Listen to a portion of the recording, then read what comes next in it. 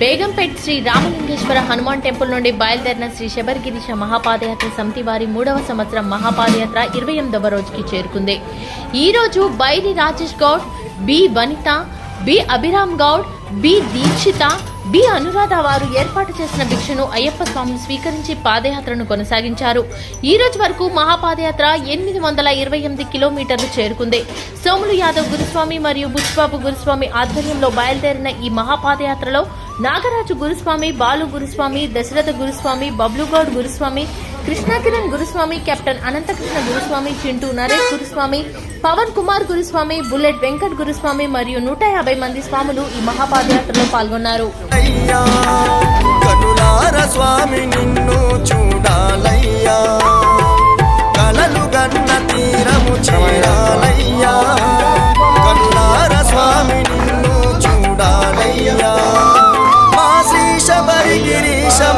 పాదయాత్ర మరమమయ్యా, ఆగదు మా పయనం, చేరదు నీ గమనం, అడుగులాడుగేస్తూ పలికినాము నీ శరణం.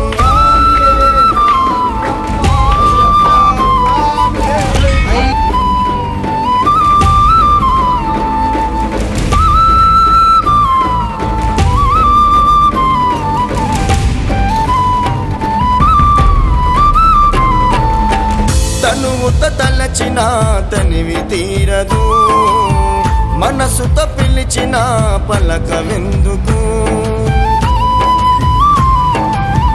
బాధలు అనుభవించే బతుకు ఎందుకు, నిన్ను చూడాలని ఆశ చావదు,